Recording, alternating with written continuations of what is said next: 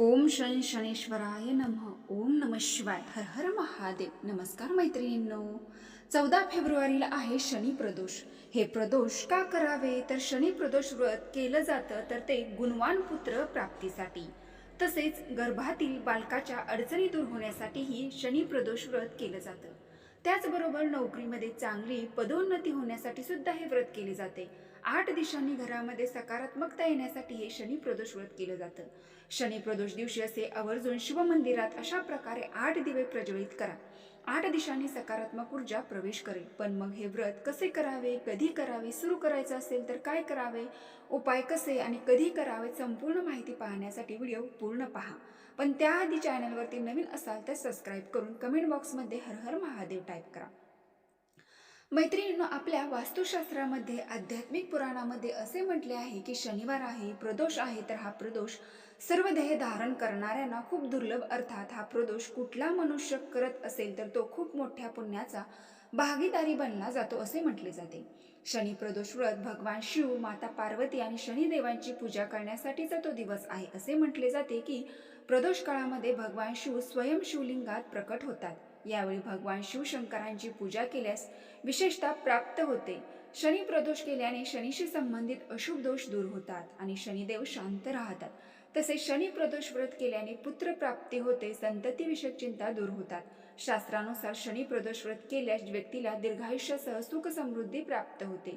शिवाय कुंडली शनीच्या शुभतेसोबतच चंद्राचाही लाभ मिळतो. त्या दिवशी कोणत्याही शनिदेवाची पूजा भक्तिभावाने मनापासून केल्याने सर्व संकट कष्ट नक्कीच दूर होतात आणि शनिदेवाचा प्रकोप, शनिदेवाची साडेसाती आणि शनीची महादशा चालू असेल किंवा शनी अंतर्दशामध्ये अनिष्ट ग्रहाबरोबर असेल, म्हणजे कुणाची केतूची महादशा आहे आणि केतूच्या अंतर्गत शनी आहे आणि शनीच्या शापित दोषातून मुक्तता होण्यासाठी, ध्येयाचा प्रभाव कमी होण्यासाठी शनिदेवासह भगवान शिवाची पूजा केली जाते. शनी प्रदोष व्रतात प्रदोष काळामध्ये भगवान शिवशंकरांची विशेष पूजा केली जाते. यावेळेस बेलपत्राचे वृक्ष असेल तर त्या वृक्षाखाली एक शुद्ध मोहरीच्या तेलाचा दिवा प्रज्वलित करून चिमुटभर काळे तीळ अर्पण केले जातात. बघा, साडेसातीमुळे म्हणजे एकही काम पूर्ण होत नसेल, खूप अडचणींचा सामना करावा लागत असेल, घरामध्ये नवरा बायकोंचे भांडण असतील, मुलं ऐकत नसतील किंवा घराच्या बऱ्याच गोष्टी असतील ज्याचा तुमच्या आयुष्यामध्ये तुम्हाला त्रास होत असेल, तुम्हाला त्या परिस्थितीमधून पुढे जायचं आहे पण पुढे जाण्याचा जर तुम्हाला मार्ग मिळत नसेल,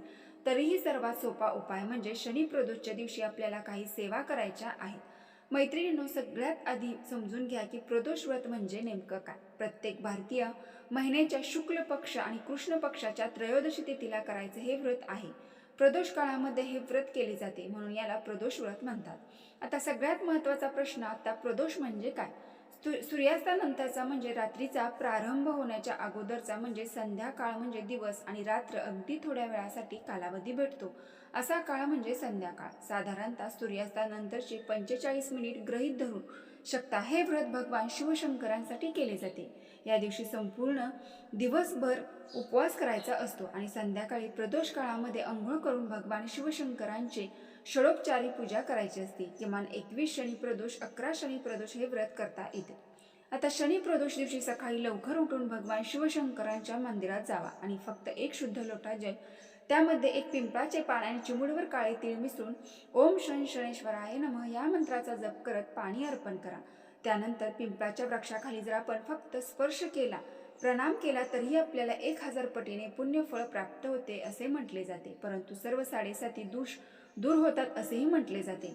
एखाद्या व्यक्ती पितृदोषामुळे खूप त्रस्त झालेला असेल, सतत कुठल्या ना कुठल्या कार्यामध्ये अडचणी येत असतील, तर शनी प्रदोष दिवशी सकाळी प्रातःकाळी फक्त चांदीच्या पात्रामध्ये थोडे जल आणि काळे तीळ टाकून पिंपळाच्या वृक्षाखाली ओम नमो भगवते वासुदेवाय नमः या मंत्राचा जप करत किंवा शनी महाराजांचे नामस्मरण करत किंवा पित्रांचा महामंत्र ओम नमो पितृ मम सिद्धू कुरु कुरु स्वाहा अर्पण करा किंवा पाणी अर्पण करत करत 5, 7, 11 जेवढ्या शक्य होतील तेवढ्या परिक्रमा केल्यास कितीही मोठ्यातील मोठा दोष असो तो दोष निवारण होतो. शनी प्रदोष दिवशी प्रदोष काळामध्ये फक्त शिवलिंगावरती एक बेलपत्र, त्या बेलपत्रावरती पिवळ्या चंदनाने राम लिहून अर्पण केल्यास तुमचे मन अनेक दिवस शांत राहते, मानसिकता शांत राहते, नकारात्मकता दूर होतात, मानसिक त्रास सुद्धा दूर होतो. शनी प्रदोष दिवशी भगवान शिवाचा भस्म आणि तिलाभिषेक करणे फायदेशीर आहे. म्हणून शनी प्रदोषवर मातीच्या शिवलिंगाचा तिळाच्या तेलाने अभिषेक करणे विशेष आहे. शनी देवाला तीळ आणि मोहरीच्या तेलाने देखील अभिषेक केला जातो. शनी प्रदोष दिवशी प्रदोष काळामध्ये आपल्या घराच्या आजूबाजूला जिथे कुठे महादेवाचे मंदिर असेल तर आपल्याला तिथे जाऊन हा उपाय करायचा आहे. यासाठी आपल्याला लागणार काय आहे तर यासाठी आपल्याला लागणार आहे 8 दिवे. दिवाळीमध्ये आपण सगळ्यांनीच मातीच्या पंत्या आणलेल्या असतील तर मातीच्या 8 पंत्या आपल्याला घ्यायच्या आहेत. त्यामध्ये आपल्याला दिवा लावण्यासाठी देवपूजेसाठी जे तेल वापरतो ते तेल त्याच्यामध्ये घालायचे आहे. 2 वातीची 1 वात मिळून प्रत्येकी दिव्यामध्ये ठेवायचे आहे. जर महादेवाचे मंदिर घरापासून दूर असेल तर तुम्ही फक्त त्यामध्ये वाती ठेवायच्या आहे आणि मंदिरामध्ये गेल्यानंतर त्याच्यात तेल ओतायचे आहे. जर मंदिर जवळ असेल तर तुम्ही घरूनच त्या दिव्यामध्ये तेल टाकू शकता आणि हे सर्व घेऊन आपल्याला महादेवाच्या मंदिरामध्ये जायचं आहे. आता बरेच जण म्हणतील की महादेवाचे मंदिर आमच्या घराच्या आसपास नाही, मग आम्ही काय करायचं? तर उपाय आहे हा घरी करण्यासाठी नाही, तर हा उपाय आपल्याला शिवमंदिरातच करायचा आहे. आता नाहीच कुठे शिवमंदिर तर तुम्ही हे पार्थिव शिवलिंग बनवून पूजा करू शकता. पण शिवमंदिरात गेला तर अतिउत्तम. असं काही नाही की खूप मोठं मंदिरच असावे, छोटंसं जरी महादेवाचे मंदिर असेल तरी तिथे जाऊन करा. आता या आपण पंत्या घेऊन मंदिरामध्ये गेलो तर त्याचा आपण मंदिरामध्ये महादेवांच्या समोरच बसायचं आहे. आपल्या पंत्या घेतलेल्या आहेत त्या लाईनमध्ये 8 पंत्या ठेवायच्या आहेत. समोर पूर्ण ठेवायच्या. तेल टाकलेलं असेल तर तशा ठेवायचा, तेल टाकलं नसेल तर त्यामध्ये तेल टाकायचं आणि प्रत्येकी 1 पंती प्रज्वलित करत असताना जी काही तुमची मनोकामना आहे, इच्छा आहे ती भगवान शिवशंकरांना सांगायची. अशी प्रत्येकी पंती प्रज्वलित करत असताना तुमची मनोकामना सांगायची. जे तुमचा प्रॉब्लेम आहे तुम्ही बोलायचं आणि देवादिदेव महादेव यांना विनंती करायची की यातून मार्ग दाखव. याच पद्धतीने 8ही दिवे लावताना आपल्याला ती इच्छा बोलायची आहे. एक दिवा लावताना परत बोलायची, विनंती करायची, दुसरा दिवा लावताना बोलायची, विनंती करायची, असं करायचं. प्रत्येक दिवा आपण प्रज्वलित झालेला आहे.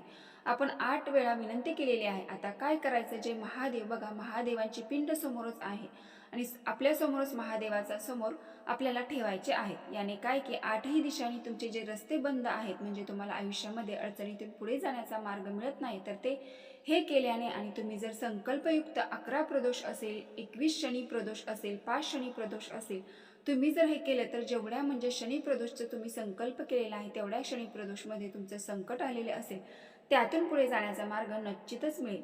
आणि जेही काम तुम्ही हाती घेतलेलं आहे किंवा कशासाठी करत आहात ते तुमचं ते काम आणि सेवा पूर्ण होईल. तर मैत्रिणींनो, व्हिडिओ पूर्ण माहिती आवडली असेल तर आपल्या चॅनलला एक लाईक करून कमेंट बॉक्समध्ये ओम शं शनेश्वराय नक्की टाईप करा. तर ही अत्यंत महत्त्वपूर्ण माहिती मला तुमच्यापर्यंत पोचवायची होती. यामध्ये आपण संपूर्ण माहिती ही आध्यात्मिक पुराणातील तसेच वास्तुशास्त्रानुसार मी तुमच्यापर्यंत पोचवण्याचा पूर्ण प्रयत्न करत आहे. तर व्हिडिओ नक्की आवडला असेल तर लाईक करून कमेंट बॉक्समध्ये हर हर महादेव नक्की टाईप करा. धन्यवाद.